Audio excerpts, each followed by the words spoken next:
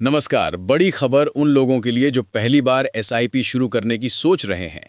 अगर आप भी निवेश की दुनिया में कदम रखने जा रहे हैं तो ये रिपोर्ट आपके लिए बेहद महत्वपूर्ण है, क्योंकि पहली एसआईपी अगर सही तरीके से शुरू हो जाए तो आगे का पूरा वित्तीय सफर आसान, सुरक्षित और मजबूत हो जाता है। तो चलिए बताते हैं कि पहली एसआईपी शुरू करने से पहले आपको किन नियमों को समझना जरूरी है और किन गलतियों से बचना है। पहली बार एसआईपी शुरू करना कई नए निवेशकों को थोड़ा मुश्किल लगता है। अलग अलग म्यूचुअल फंड, समयावधि जोखिम और दर्जनों योजनाओं के बीच अक्सर यही सवाल उठता है, शुरुआत कैसे करें।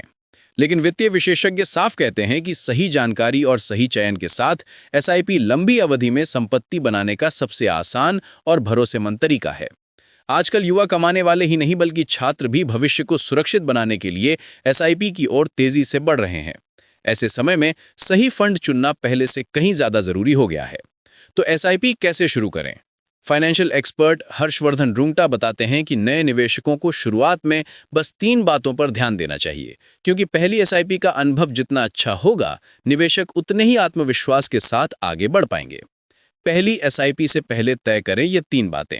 सबसे पहली बात, आप कितने समय के लिए निवेश करना चाहते हैं। दूसरी, आप कितना जोखिम उठा सकते हैं। और तीसरी, आपका वित्तीय लक्ष्य क्या है।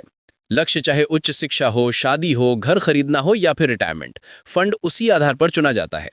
यही वजह है कि एक्सपर्ट इन्हें 3 कैटेगरी में बांटते हैं।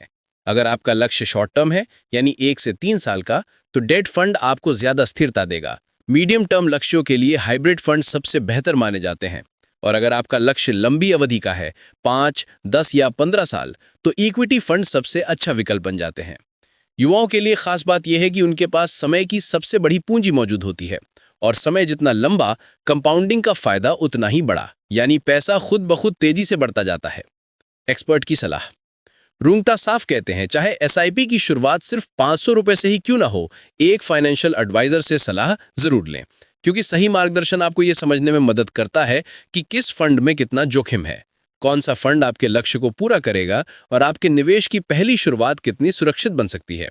अगर आप भी प्रगति की तरह कॉलेज या करियर की शुरुआत में एसआईपी शुरू करना चाहते हैं, तो ये सबसे सही समय है, क्योंकि सही योजना और समझ के साथ की गई ये शुरुआत आने वाले वर्षों में आपके वित्तीय भविष्य को बेहद मजबूत बना सकती है।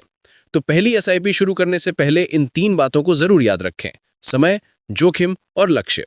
यही 3 चीजें आपकी पूरी निवेश रणनीति तय करेंगी। आपकी क्या राय है? क्या आप भी जल्द अपनी पहली एसआईपी शुरू करने वाले हैं? हमें कमेंट में बताएं और ऐसी महत्वपूर्ण वित्तीय खबरों के लिए जुड़े रहिए।